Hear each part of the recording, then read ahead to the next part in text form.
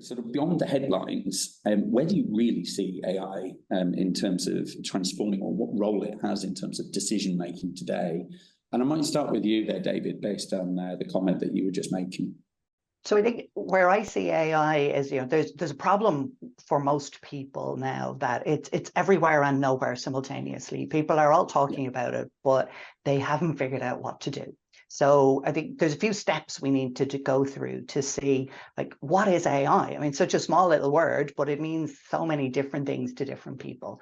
And I always start the conversation with people to say, look, AI means different things to different people. It is having a different impact on a different timeline in different sectors, in different departments in the same company, and for different individuals. So we can't have a one-size-fits-all approach to it. You need to have the more granular view and say it's going to affect different things in different ways.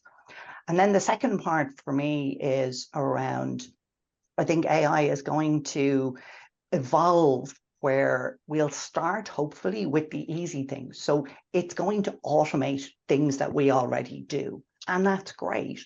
But for me, it will be a failure if that's all we manage to do with AI. We need to see, yes, we can automate the things we already do them faster, do them cheaper, and that's great. But what more can we do? What are the things we couldn't do before that we now can do? And because we've automated the things we were doing, we should have time to do them. But the biggest challenge, I think, for most organizations is just making the time, the headspace to figure this out. This is hard. This is, a reimagination of business processes, of technology, new skill sets. And it's a classic innovator's dilemma in terms of people are so busy with their day jobs, they can't find the time to even understand the space, let alone go ahead and implement the practical projects that will make a difference. Yeah, and actually that's an interesting point about the innovator's dilemma, and I think we've got a number of people here on the panel who can actually talk with experience on that as well. I think in terms of Paul, Amy, and Jack in that respect. I mean, is there anything that you would add beyond what David said there? I'll jump in. Sorry, Jack. When I think about the innovator's dilemma, the perspective of the early stage company is really, really helpful to more established companies as well.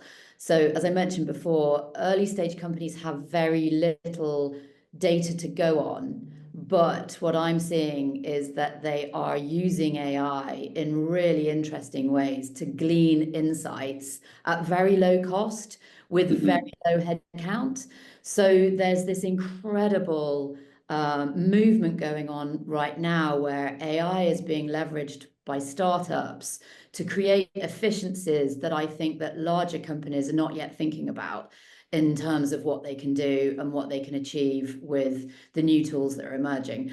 I was talking to a founder last week, an incredibly early stage company. There's actually only 3 of them in the team, a CEO, a chief product officer, and a CTO. And he was telling me that the CTO's perspective is that he won't be recruiting a team of 14 engineers to build out the product. He'll be building the product using the new tools that are coming on board that are replacing the need for engineers. So in terms of the innovator's dilemma, I think for larger, more established companies, it's not just about looking left and right to see where the threat is coming from in terms of who's bringing new products to market. It's looking left and right to see who's doing that at speeds that you simply can't compete with. Brilliant. Appreciate that. Thank you very much.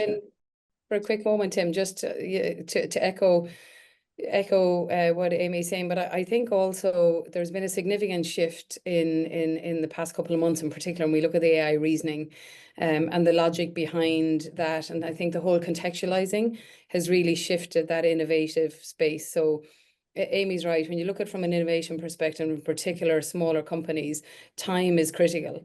And time to decision making is obviously quite costly. So the ability to leverage AI, but having now that strategic insight of where the AI reasoning really gives you that contextual view. So we've gone from, shifted, the paradigm has significantly shifted from looking at opaqueness in predictions to really having, kind of evidence based on the back of those decisions. And I think that is going to be a game changer and continue to be a game changer.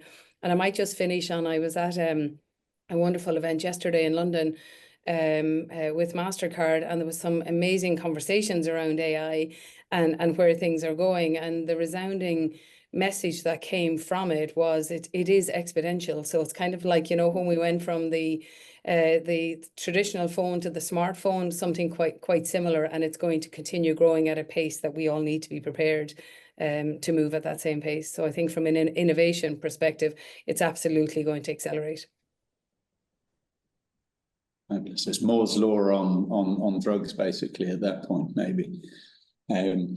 Okay, Paul, I mean, are you seeing it from, obviously, I know you have a broad range of experience as well, but from in your sector, in the education sector? Yeah, I mean, I think it's pervasive. I mean, I think, I've kind of worked in publishing and media and telecoms, who've all been significantly disrupted by, different evolutions and advances in technology. And I think we're at another stage now.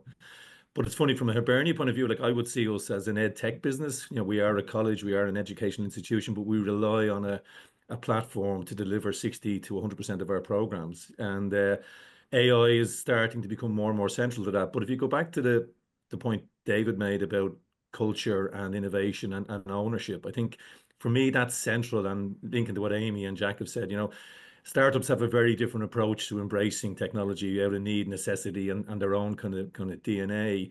And I find culturally, as David said, within organizations, and AI is now going to accelerate that, there is a reluctance and a caution as to whether it's governance or fear or just kind of conservatism to embrace it. And I think the cultures and the organizations that are starting to embrace it and understand the power of AI and data together are the ones that will succeed.